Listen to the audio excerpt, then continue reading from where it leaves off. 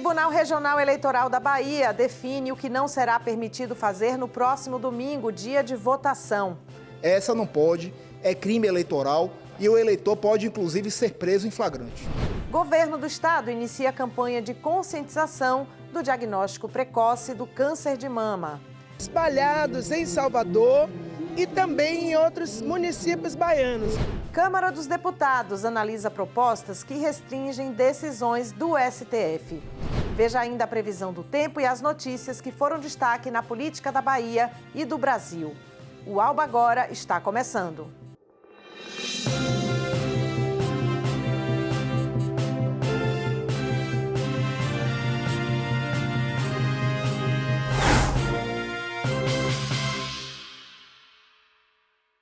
Olá, muito boa noite a todos. Sejam bem-vindos ao Telejornal Noturno do Legislativo Baiano desta terça-feira, 1º de outubro. Estamos no ar em 109 cidades do interior da Bahia através dos canais 9.2 ou 10.2. Em Barreiras, na região oeste, nosso canal é 40.2. Aqui em Salvador e região metropolitana, os canais são 12.2 na TV aberta e o 16 na NET. Se na sua região não tem o sinal da TV Alba, você pode acompanhar pelo site alba.tv.br ou pelo nosso canal no YouTube. E se quiser falar com a nossa redação, salva esse contato que aparece aqui na tela, 719-9602-5318. Através desse WhatsApp, você pode participar do nosso telejornal enviando sugestões daí da sua região. Com a proximidade das eleições municipais, o Tribunal Regional Eleitoral da Bahia definiu o que não será permitido fazer no dia da votação, que acontece no próximo domingo, 6 de outubro. Vamos conferir. Mas será que o cidadão que irá exercer o voto sabe o que é proibido ou até mesmo permitido no dia da votação? Não pode usar celular, não pode... Um bocado de coisa, beber, bebida, não pode fazer boca de urna. Eu sei que não pode fazer boca de urna, né? Beber eu acho que não pode também, né? No dia da eleição. Dinair Conceição será mesária este ano pela primeira vez. Alerta para o que é permitido. Trazer uma colinha, se for o caso, para colocar lá dentro, né? Tudo bem, mas o correto é vir já gravado, é tão simples, né? Só 2 votos esse ano, é rapidinho, nem precisa de cola. Os brasileiros estão em contagem regressiva para irem às urnas no dia 6 de outubro, neste domingo, para elegerem os futuros prefeitos, vice-prefeitos e vereadores. No entanto, muitas pessoas que vão votar ainda não sabem o que é permitido e que não é permitido. Ou seja, quem está aqui ao meu lado é Dr. Jaime Barreiros, né? Dr. Jaime, que é analista de judiciário do TRE. Doutor Jaime, gostaria que você falasse um pouco sobre isso, que muita gente não tem a menor ideia. Vamos falar primeiro o que pode, o que é permitido. Bom, o eleitor pode realizar a chamada manifestação individual e silenciosa. O que é isso? O eleitor pode vestir a camisa do candidato, pode colocar um boné, pode até levar uma bandeira, desde que seja individual, ou seja, não pode ser aglomeração, não pode ser junto com outras pessoas, e de forma silenciosa. Ou seja, não pode ficar pedindo voto na fila, não pode distribuir material, não pode colocar o jingle do candidato para tocar no celular. Tem que ser uma manifestação silenciosa. Aquela famosa boca de urna já se configura nisso, né? Sim, a boca de urna seria a manifestação coletiva, a manifestação barulhenta, ostensiva. Essa não pode, é crime eleitoral e o eleitor pode, inclusive, ser preso em flagrante. Então, vale lembrar que isso é primordial para que sejam todos esses comandos respeitados. Agora, tem algumas outras coisas que ficam circulando por aí. Pode de camiseta, pode usar bermuda, em relação às vestimentas. Sim, não existe uma roupa padrão para você votar, não é? Evidentemente que a pessoa não vai de biquíni votar, não é? Tem que ser uma roupa condizente com a cerimônia da votação, que é uma cerimônia que tem a sua solenidade. Mas a gente está na Bahia, não precisa ir de paletó e gravata, evidentemente. O eleitor pode ir à vontade votar, desde que de forma respeitosa. É importante que todos os eleitores estejam cientes destas regras para garantir uma votação tranquila e organizada. O governo da Bahia está realizando uma campanha voltada para a conscientização e diagnóstico precoce do câncer de mama. Afinal, outubro começa hoje e começa também a campanha Outubro Rosa. Vamos conferir os detalhes na reportagem de Miriam Neri. O câncer de mama se forma nas células dos seios e é o tipo mais comum entre as mulheres no mundo. Os principais sintomas são estresse, obesidade, fumo, álcool, fator genético, entre outros. Segundo dados do Ministério da Saúde, estima-se que na Bahia mais de 4.300 mulheres serão diagnosticadas com a doença.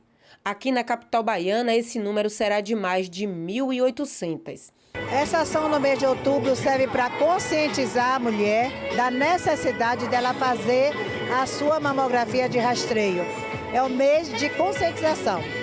E a mamografia hoje é o único meio que nós temos de diagnosticar precocemente o câncer de mama. Com o objetivo de conscientizar as mulheres para o diagnóstico precoce da doença, o governo da Bahia está realizando uma série de ações referentes ao Outubro Rosa em diversos municípios do estado. Aqui serão atendidas mulheres apenas no dia de hoje, aqui na Fonte Nova, que é esse símbolo de lançamento da campanha Outubro Rosa, mas haverá vários postos espalhados em Salvador e também em outros municípios baianos, num total de 30.000 atendimentos que serão feitos durante todo o mês de outubro. Esta ação vai oferecer mais de 30.000 exames de mamografia para as mulheres de toda a Bahia, com a idade dos 40 aos 60 anos. Facilita, né, a vida da gente no marcar, no transporte, na locomoção, então facilita muito. Que venha mais Outubro Rosa.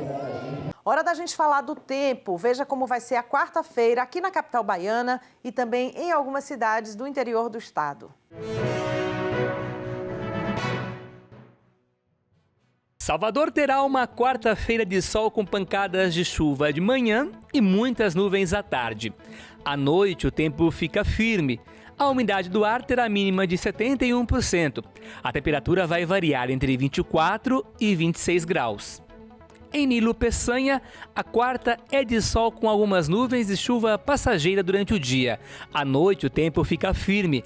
A temperatura vai variar entre 20 e 27 graus.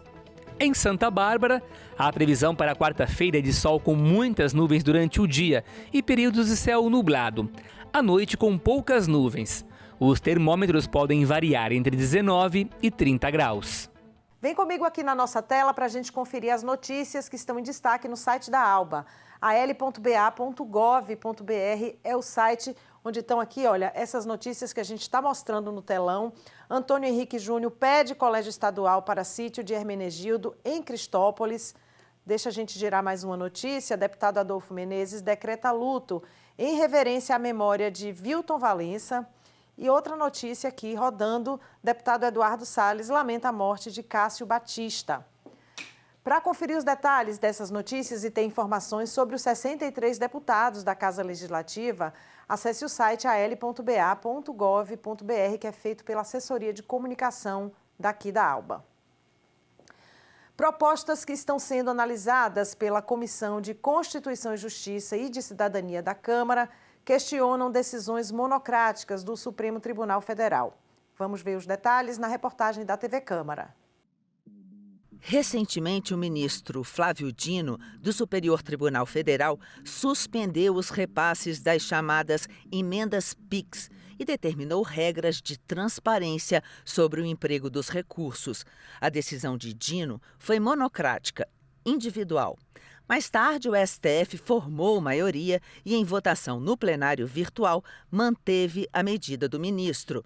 O cientista político e professor Paulo Castro defende o debate sobre a limitação das decisões monocráticas do STF. Vejo a discussão sobre as decisões monocráticas como uma discussão válida, que precisa ser feita.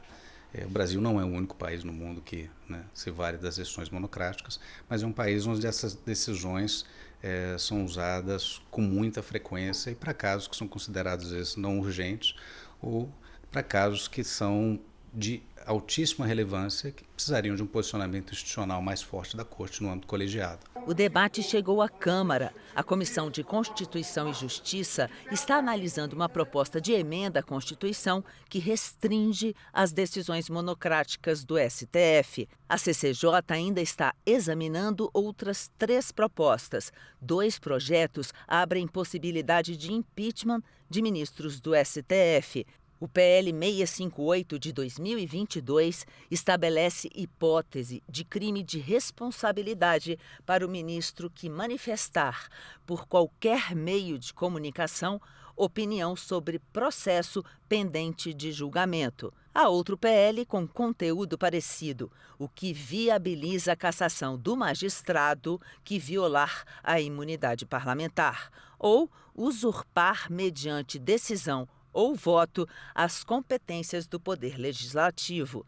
E, por fim, os deputados da CCJ vão verificar a proposta de emenda à Constituição que permite ao Congresso Nacional suspender decisão do Supremo. Para o cientista político Paulo Castro, a proposta não contribui para o fortalecimento das instituições brasileiras. Se o Poder Legislativo passa a ter a capacidade de julgar quando e como o judiciário está extrapolando as suas funções, ele se transformará, num grande poder moderador que, ao fim e ao cabo, pode, a depender da natureza do parlamento eleito naquela determinada conjuntura, colocar sempre o poder judiciário em xeque e dar a última palavra sobre qualquer decisão importante para o país. Isso enfraqueceria demasiadamente o Poder Judiciário, que na prática deixaria de ter independência.